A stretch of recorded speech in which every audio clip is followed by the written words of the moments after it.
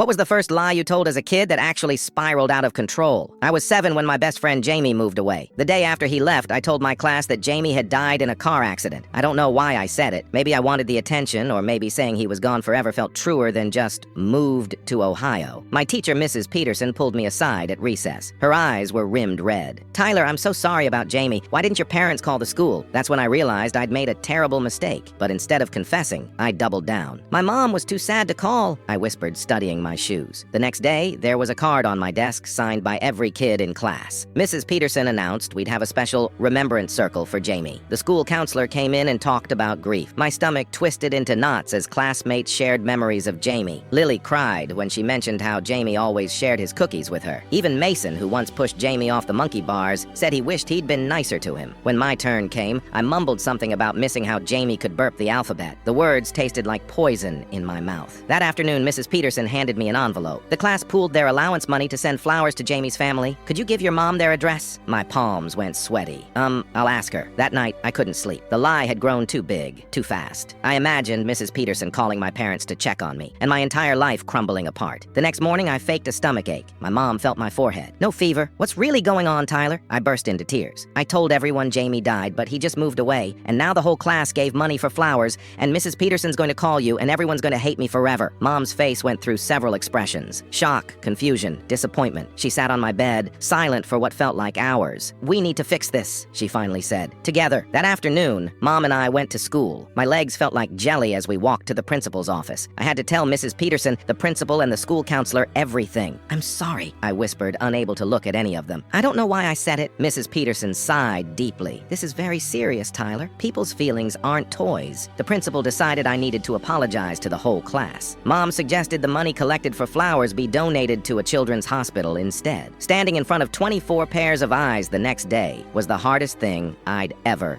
done. "Jamie didn't die," I said, my voice cracking. "He moved to Ohio. I lied, and I'm really sorry." The silence was deafening. Then came the whispers, the glares, the hurt looks. Mason shouted, "You made Lily cry for nothing." Mrs. Peterson quieted the class, but the damage was done. No one spoke to me for weeks. At recess, I sat alone under the big oak tree watching others play. About a month later, something unexpected happened. A new kid, Elliot, sat next to me under the tree. "My dad says everyone deserves a second chance," he said, offering me half his sandwich. It took almost the entire school year, but eventually, most kids forgave me. Some never did. 20 years later, I still think about that lie. I actually found Jamie on Facebook last year. He's alive and well in Cincinnati, married with twins. I never told him about what happened after he left.